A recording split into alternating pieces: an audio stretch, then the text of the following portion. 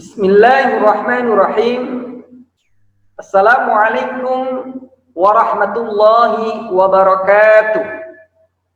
Selamat pagi, selamat siang, selamat sore, dan selamat malam untuk semua ananda siswa-siswa SMA Negeri 1 Purwakarta yang Bapak banggakan. Alhamdulillahilladzi hadana lihada wa ma kunna linahtadiya laula an hadanallah. Ja'at rusulu rabbina bil haqq wa nudu an tilkumul jannah awristumuha bima kuntum ta'malun. Asyhadu an la ilaha illallah wahdahu la syarika lah wa asyhadu anna Muhammadan abduhu wa rasuluhu la nabiyya ba'dah. Allahumma shalli ala sayyidina Muhammad wa ala alihi wa ashabihi wa man tabi'ahum bi ihsanin ila yaumidin. Amma ba'd. Ilahi anta maqsudi wa ridhaka matlubi. A'tini mahabbataka wa ma'rifataka. Alhamdulillah, dalam kesempatan terakhir di pertemuan Ramadan virtual ini, kita bersama masih dapat menjalankan ibadah puasa serta melaksanakan aktivitas yang bermanfaat ini. Insyaallah. Siswa-siswi SMA Negeri 1 Purwakarta yang berbahagia, patutlah kita semua untuk mensyukuri atas nikmat yang Allah berikan, yang Allah limpahkan di bulan Ramadan pada tahun ini. Karena di bulan Ramadan tahun ini kita semua telah dikembalikan ke dalam dua kesucian, yaitu suci zahir dan suci batin, bersih jasmani dan juga bersih rohani. Kemudian timbul pertanyaan, bagaimana Ustadz? Bagaimana Ustadz kita bisa mengetahui jika di bulan Ramadan ini Allah telah mengembalikan kita semua dalam kedua kesucian? Pertama, suci zahir atau bersih jasmani.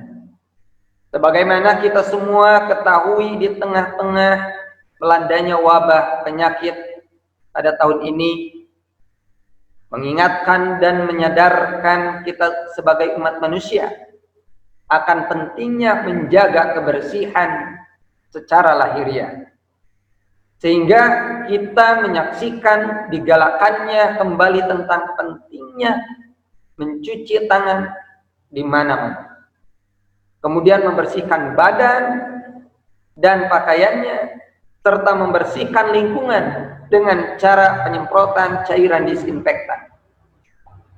Hal ini secara perlahan menjadi himbauan yang bersifat global seiring dengan menyebarnya wabah virus sampai ke seluruh penjuru dunia, sehingga hampir di seluruh negara menerapkan himbauan serta protokol kesehatan seperti ini.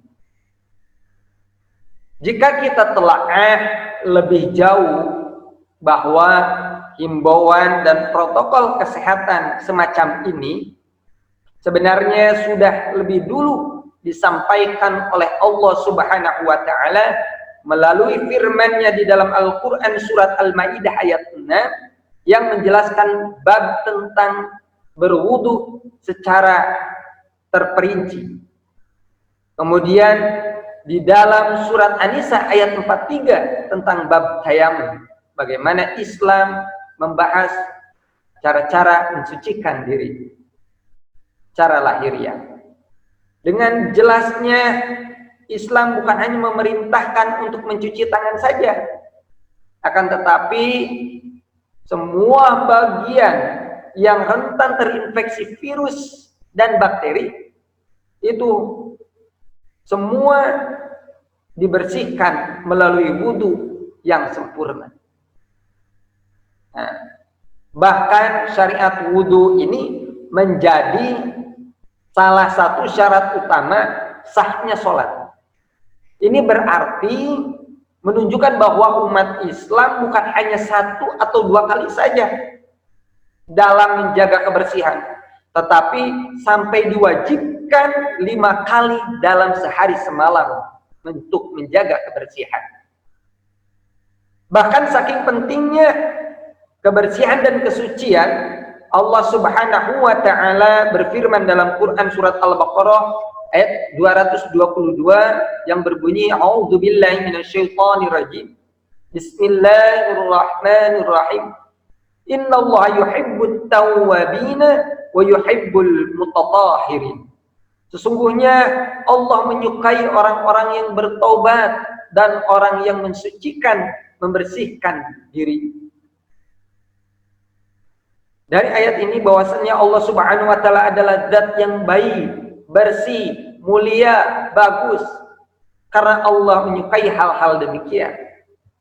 Sebagai umat Islam, maka kita harus memiliki sifat yang demikian pula, terutama dalam hal kebersihan. Kebersihan jasmani, kemudian pakaian, dan lingkungan tempat tinggal.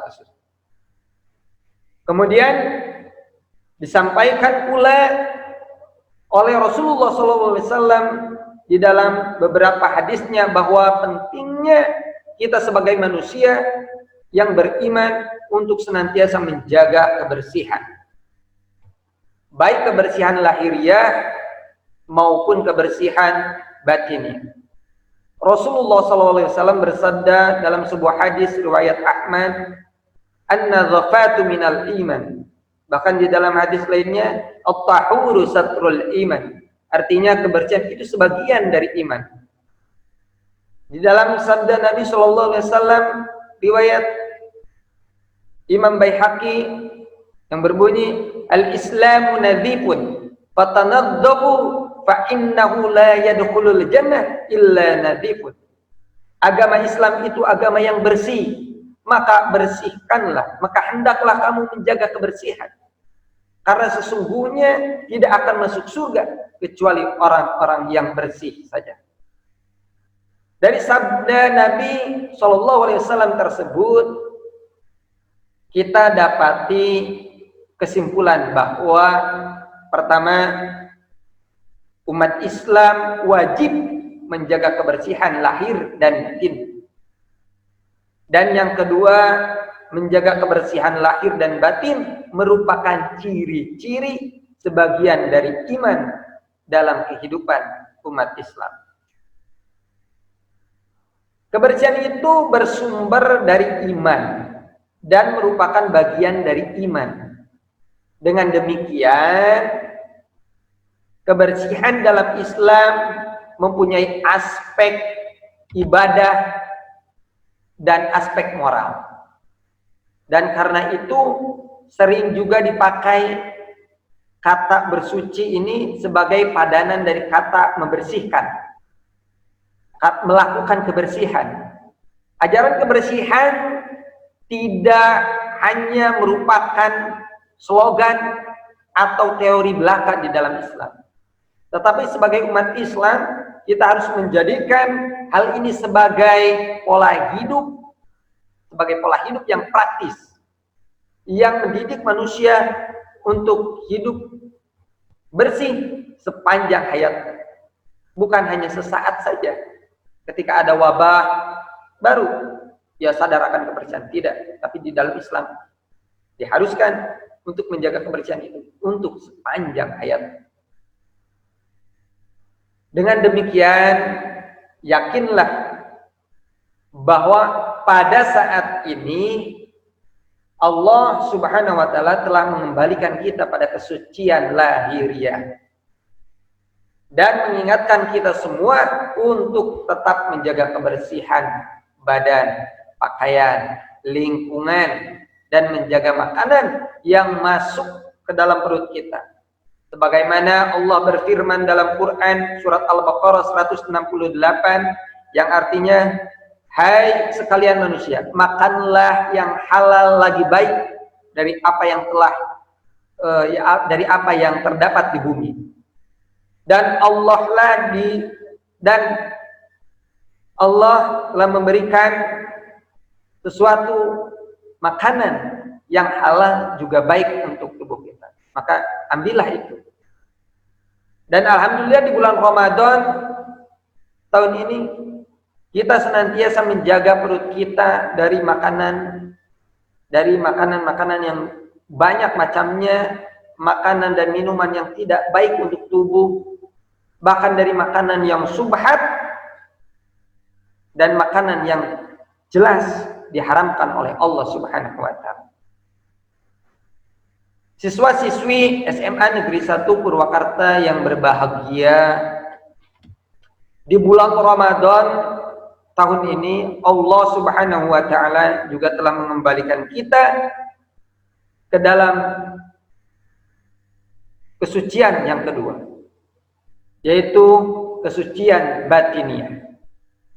Yang dimana di bulan Ramadan kita semua dipupuk untuk dapat mengekang hawa nafsu kita dan mencegahnya dari perbuatan-perbuatan dosa dan kemaksiatan. Serta di bulan Ramadan ini kita semua diarahkan untuk dapat mencegah amalia hati yang dapat merusak nilai daripada ibadah puasa itu. Seperti syirik, iri, dengki, dusta, riba, suudzon, namimah, khianat, takabur, ujub, sombong, dan pada pandangan syahwat baik. Jelas di bulan Ramadan ini, baik zahir maupun batin kita dididik untuk dapat berpuasa atau menahan diri dari segala perkara yang tidak disukai oleh Allah Subhanahu wa taala. Karena hakikat daripada ibadah puasa adalah mencegah diri dari hati ini dan hati ini untuk tidak berbuat maksiat dan lalai terhadap Allah Subhanahu wa taala. Disinilah hati dan pikiran kita dapat terlindungi dari perbuatan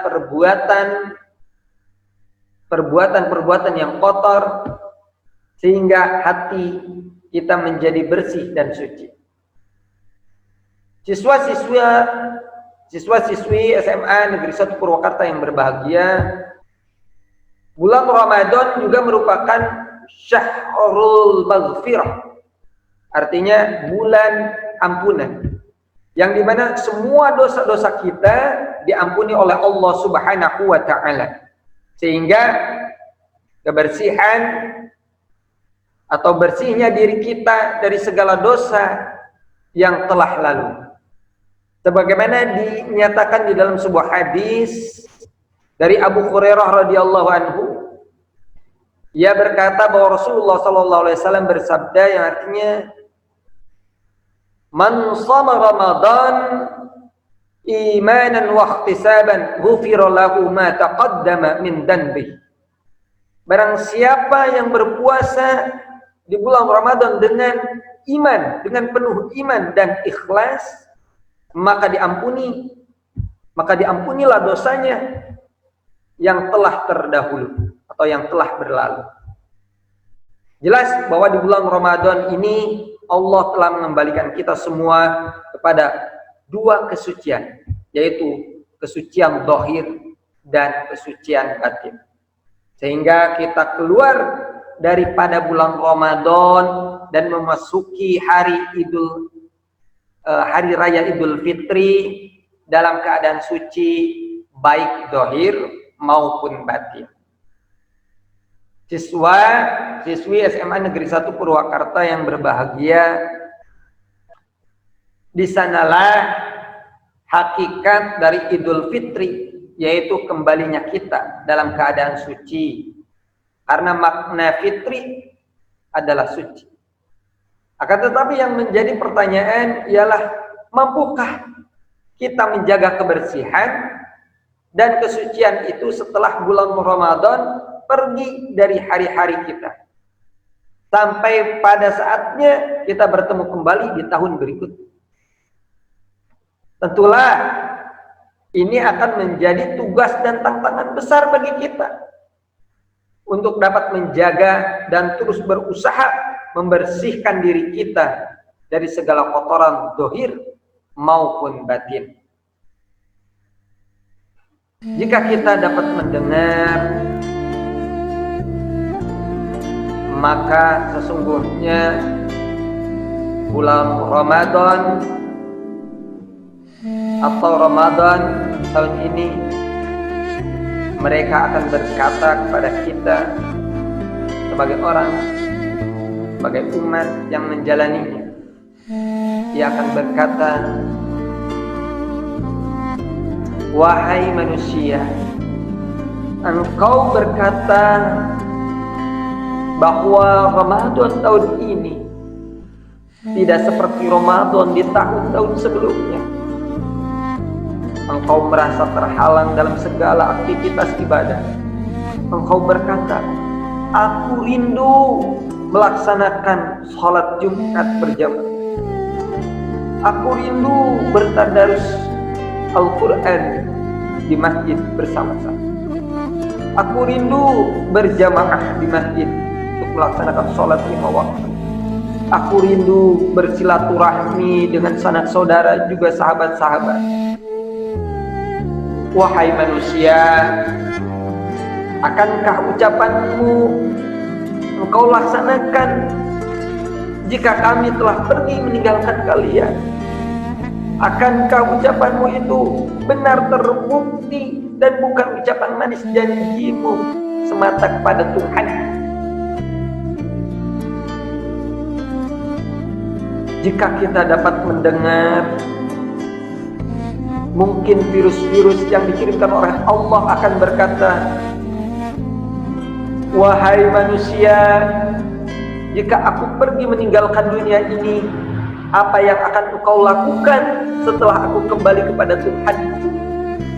Akankah engkau lebih mendekatkan diri kepada Tuhanmu, atau engkau akan kembali menjauh dari Tuhan? Wahai manusia, ini adanya aku, engkau terjaga dari berkhalwat dengan yang bukan mahram.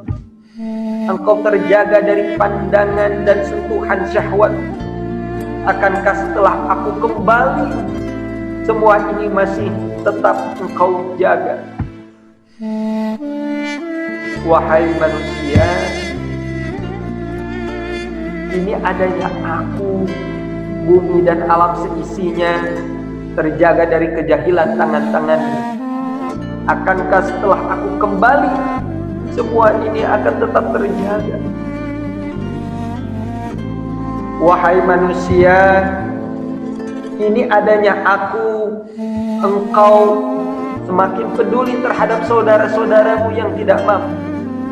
Akankah setelah aku pergi, perhatian dan simpatimu tetap terjaga untuk saudara-saudaramu? Wahai manusia, ini adanya aku, engkau terjaga dari segala bentuk perbuatan maksiat. Akankah setelah aku pergi, keadaanmu tetap terjaga seperti ini? Anak-anakku, marilah kita renungkan sejenak apa yang akan kita persiapkan dan apa yang akan kita lakukan setelah hari-hari ini berlalu. Wahai manusia, ini adanya aku, engkau lebih dekat dengan keluargamu, engkau lebih dekat dengan ibu bapakmu, dengan anak-anakmu. Akankah pemandangan seperti ini akan terus terjaga setelah aku pergi kepada Tuhanku?